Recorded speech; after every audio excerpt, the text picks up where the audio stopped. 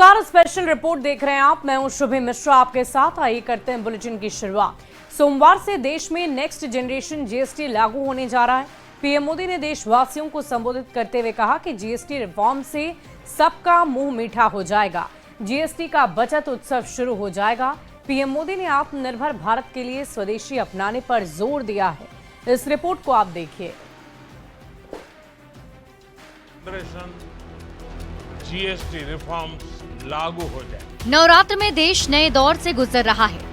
PM Modi ने देश में नेक्स्ट जनरेशन जीएसटी लागू कर लोगों के दामन को खुशियों से भर दिया है। नए जीएसटी को लेकर देश का हर वर्ग कुलांचे भर रहा है। पीएम मोदी ने नए जीएसटी को लेकर देशवासियों को संबोधित किया। पीएम ने कहा, सोमवार को सूर्योदय के साथ ही लोगों की खुशियां बढ़ जाएंगी, सबका मुंह मीठा होगा, जीएसटी का बचत उत्सव शुरू हो जाएगा। नवरात्रि के प्रथम दिवस 22 सितंबर को सूर्योदय के साथ ही नेक्स्ट जनरेशन जीएसटी रिफॉर्म्स लागू हो जाएंगे। त्योहारों के इस मौसम में सबका मुंह मीठा होगा।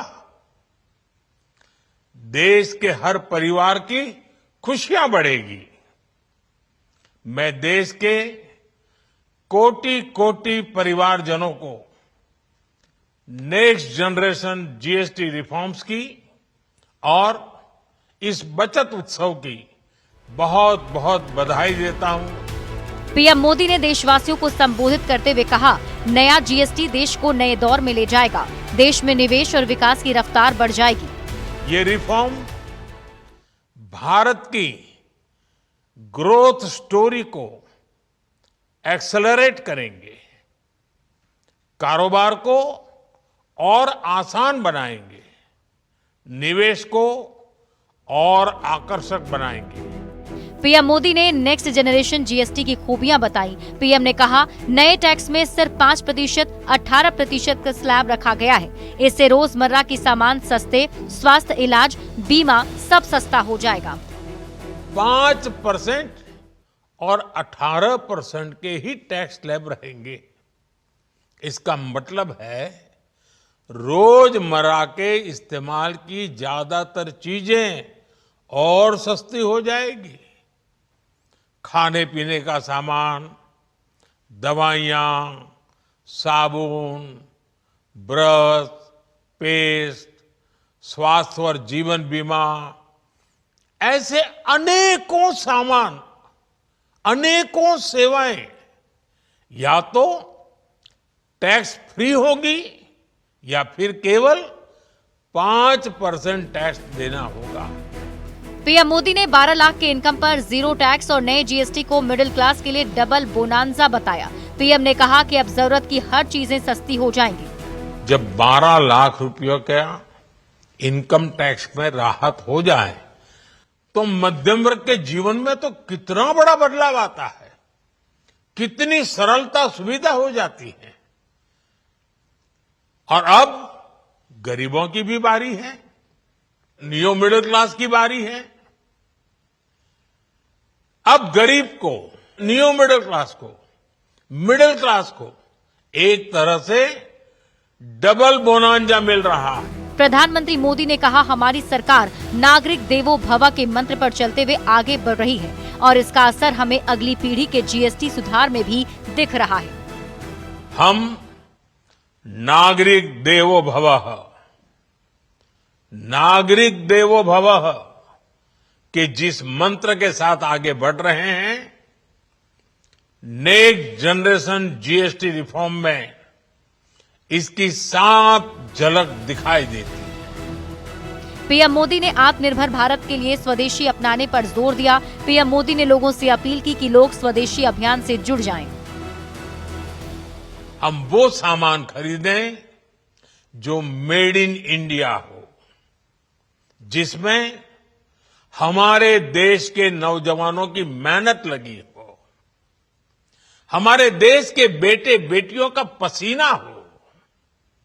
हमें हर घर को स्वदेशी का प्रतीक बनाना है, हर दुकान को स्वदेशी से सजाना है। गर्व से कहो ये स्वदेशी है। पीएम मोदी ने बताया कि जीएसटी कट का फायदा हर किसी को मिलेगा, चाहे व्यापारी हो, गरीब हो या मध्यम वर्ग के लोग। स्वदेशी के मंत्र से ही देश को शक्ति मिलेगी। Bureau report, news 18। और देखिए, ऑपरेशन सिंदूर के बाद पाकिस्तान की सरजमी पर खौफ का माहौल है। एक तरफ सरकार दुनिया से मदद मांग रही है, तो दूसरी तरफ उसके आतंकी कमांडर खुद कैमरे के सामने ऑपरेशन सिंदूर की सच्चाई को कबूल रहे हैं। मुरीद से लेकर बहावलपुर तक जैशे और लश्कर के ठिकानों की सच्चाई अब उन्हीं की जुबानी बेनकाब हो रही है।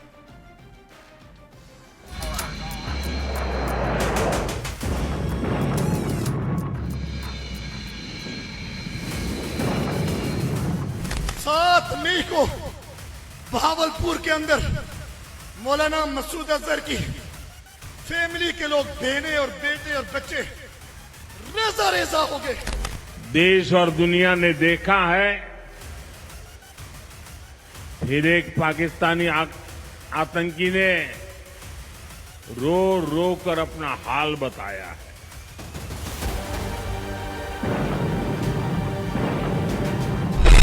ऑपरेशन सिंदूर के बाद से पाकिस्तान में हड़कंप मचा है।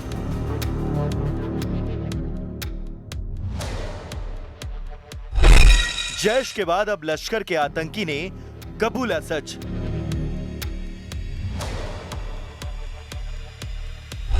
ग्राउंड जीरो से लश्कर के कमांडर कासिम ने बताई सच्चाई। ऑपरेशन सिंदूर ने पाकिस्तान की चूल्हे हिला दी। पहलगाम आतंकी हमले के जवाब में चलाए गए इस ऑपरेशन के दौरान भारतीय सेना के रौद्र रूप ने पाकिस्तान को चंद घंटों में ही घुटनों पर ला दिया। Mr. Vice President, a party that consistently and willfully violates the core tenets of a treaty should not accuse others of non-compliance. The Council must not allow itself to be used as a platform for diversion and distortion. It must instead recognize that lasting cooperation is rooted in trust, not terror.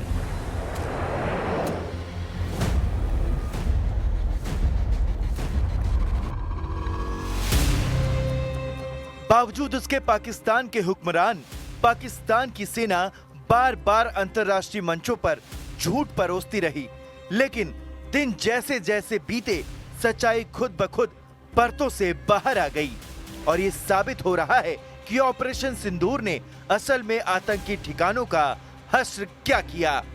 इस बार लश्कर तैयबा का commander Qasim सामने आया है, जो ground zero से सारी सच्चाई खुद ब खुद कबूल कर रहा है।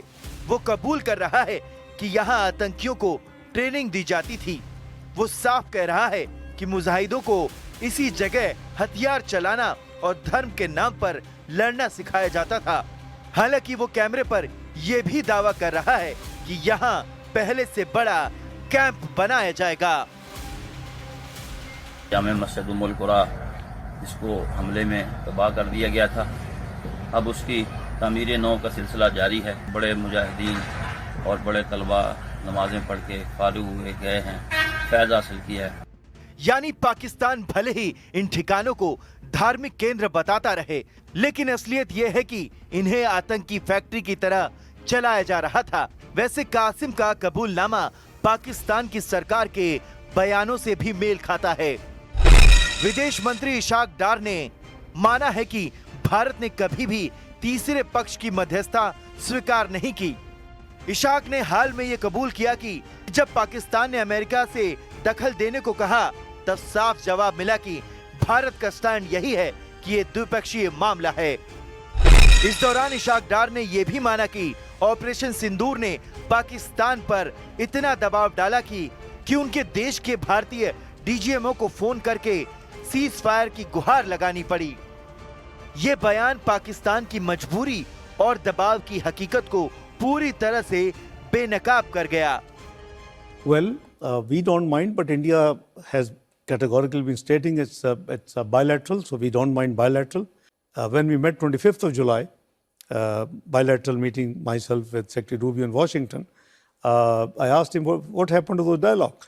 Says India says that it is a bilateral issue. We don't. So we are not begging for anything. If any country wants dialogue, we are happy, we are welcome. We are a peace-loving country. We believe that dialogue is the way forward. But obviously, it takes two to tango. So unless India wishes to have dialogue, we can't force dialogue. We don't wish to force. ये पहली बार नहीं है कि जब आतंकी ने खुलकर operation सिंदूर की मार स्वीकार की हो। इससे पहले जैश-ए-मोहम्मद के टॉप कमांडर इलियास कश्मीरी ने बहावलपुर के कैंप की तबाही कबूल की थी। उसका कहना है कि जैश का सबसे अहम ठिकाना भारत की कार्रवाई में पूरी तरह उजड़ गया, जिसमें मौलाना मसूद अजहर का पूरा परिवार खत्म हो गया। इस मुल्क की नजरियाती जुग्राफियाई सरहदों के लिए कभी हम दिल्ली से टकराए, कभी हम काबुल में टकराए, कभी हम कंधार से टकराए। सब कुछ कुर्बान करने के बाद 7 मई को बहावलपुर के अंदर मौलाना मसूद अजहर की फैमिली के लोग, बहनें और बेटे और बच्चे रेजा रेजा हो गए। इलियास का यह बयान है कि ऑपरेशन सिंदूर ने न सिर्फ लश्कर बल्कि जैश जैसे ठिकानों की रीढ़ भी तोड़ दी है। आतंकी कमांडरों का ये इकबालिया बयान पाकिस्तान की सरकार और उनकी फौज की पोल खोलते हैं, जो अब तक अंतर्राष्ट्रीय मंच पर झूठ बोल रहे हैं। खुद प्रधानमंत्री नरेंद्र मोदी भी साफ संदेश दे चुके हैं कि नया भारत किसी भी धमकी से डरता नहीं। नया भारत घर में घुसकर मारता है और भारत की इस बढ़ती ताकत को आतंकी रो रो कर कबूल कर रहे हैं। पलक झपकते ही पाकिस्तान को घुटनों पर ला दिया। अभी कल ही देश और दुनिया ने देखा है, फिर एक पाकिस्तानी आतंकी ने रो रो कर अपना हाल बताया है। साथियों, ये नया भारत है। ये किसी की परमाणु धमकियों से डरता नहीं है।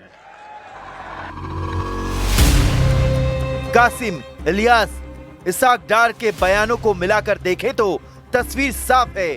ऑपरेशन सिंदूर ने पाकिस्तान की नींव हिला दी है।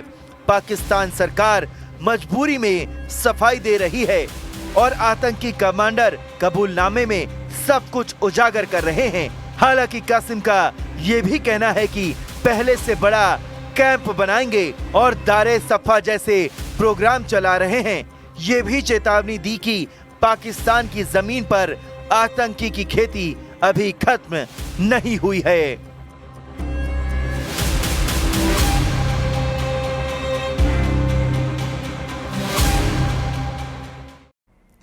और आइए अब आपको एक ऐसी तस्वीर दिखाते हैं जो ना सिर्फ डराने वाली है बल्कि रेल से सफर करने वालों के लिए जागरूक कर देने वाली है। इस रिपोर्ट में देखिए कैसे लोग ना सिर्फ लापरवाह होकर ट्रेन में सफर करते हैं बल्कि ये रिपोर्ट रेलवे प्रशासन की लापरवाही को भी दिखाता है। ये रिपोर्ट देखिए।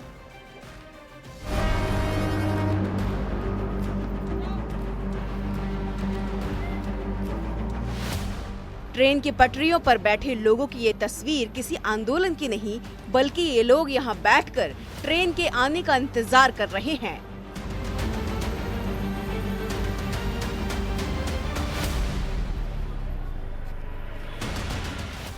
अब दूसरी तस्वीर देखिए। ट्रेन खचाखच भरी हुई है और लोग ट्रेन के दरवाजे पर लटक कर सफर कर रहे हैं। ये तस्वीर है पटना गया रेलखंड के तारेगना स्टेशन की, जहां लोग ट्रेन के आने का इंतजार प्लेटफॉर्म पर नहीं बल्कि पटरियों पर बैठकर कर रहे हैं। जहां एक छोटी सी लापरवाही कितनी भारी पड़ सकती है, इसका अनुमान आसानी से लगाया जा सकता है।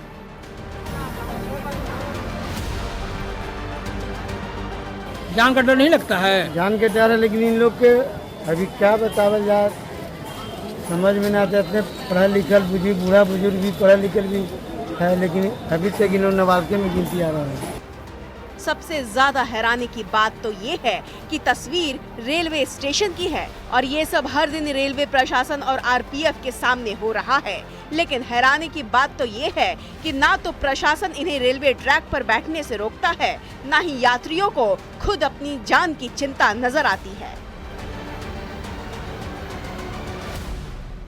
जान का डर नहीं है, क्या करें, मजबूरी है। जान का ट्रेन पकड़ने के लिए डर लगता है। जान का डर नहीं है, डर लगता है। हाँ, तो बैठना ये सही है या गलत? गलत। रेलवे प्रशासन और सुरक्षा बलों ने जागरूकता अभियान जरूर चलाए हैं, लेकिन सवाल ये है कि क्या सिर्फ जागरूकता अभियान चला देना काफी है? सवाल यात्रियों से भी है कि पटरी पर बैठकर और ट्रेन के दरवाजे पर लटककर अपने जान को जोखिम में डालने जैसी लापरवाही क्यों? अगर ऐसे में कोई हादसा होता है तो उसकी जिम्मेदारी किसकी होगी? मसौड़ी से न्यूज़ 18 के लिए अमरजीत शर्मा की रिपोर्ट।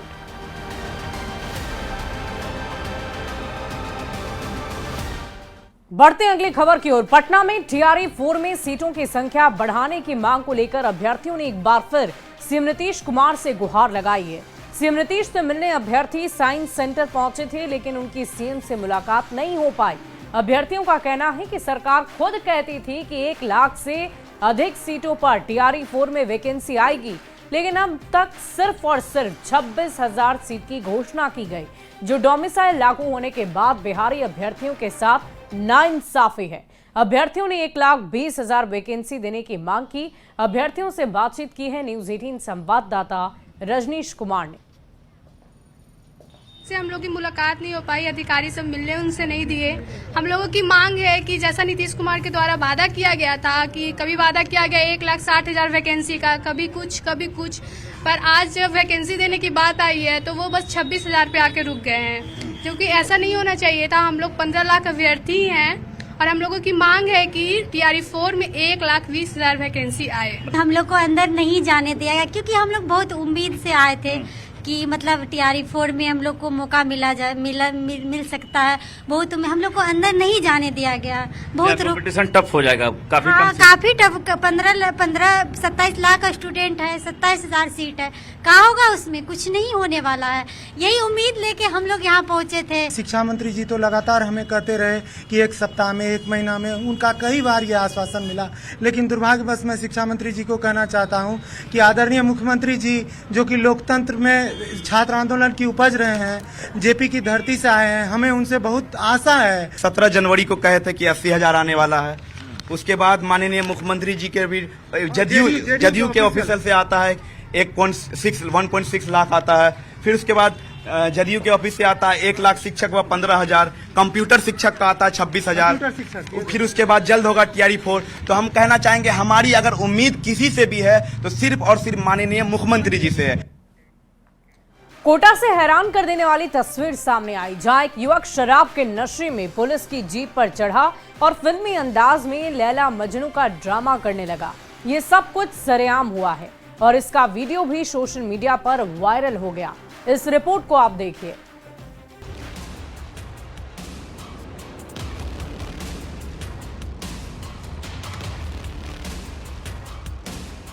सड़क पर शराबी मजनू का ड्रामा, पुलिस जीप बनी इश्क का मंच, भीड़ बनाती रही वीडियो, सड़क जाम। लैला मजनू की कहानी तो आपने सुनी ही होगी, लेकिन आज हम आपको शराब के नशे में ड्रामेबाज प्रेमी जोड़े की तस्वीरें दिखाते हैं, जिसे देखकर आप भी हैरान हो जाएंगे। दरअसल रामपुरा कोतवाली इलाके की ये तस्वीरें उस वक्त की हैं जब इलाके में गश्त कर रही पुलिस जीप के ऊपर एक प्रेमी जोड़ा अचानक चढ़ गया। युवक खुद को लैला का दीवाना बताता रहा और पूरी सड़क पर तमाशा करता रहा। युवक शराब के नशे में था। पुलिस वालों को कुछ समझ ही नहीं आ रहा था कि इसे नीचे कैसे उतारे। मौके पर मौजूद भीड़ ड्रामेबाज का वीडियो बनाती रही। मौके पर हालात ऐसे बिगड़ गए कि ट्रैफिक जाम हो गया और फिर बड़ी मुश्किल से युवक को नीचे उतारा गया और पुलिस उसे अपने साथ ले गई। ये घटना न सिर्फ पुलिस की कार्यशैली पर सवाल खड़े करती है, बल्कि ये भी दर्शाती है कि नशे में चूर लोग कानून व्यवस्था के लिए किस तरह खतरा बनते जा रहे हैं। फिलहाल पुलिस मामले की जांच में जुटी है। कोटा से न्यूज़ 18 के लिए हिमांशु मित्तल की रिपोर्ट। और स्पेशल रिपोर्ट में अभी के लिए बस इतना ही। आप बने रहे न्यूज़ 18 बिहार झारखंड के साथ।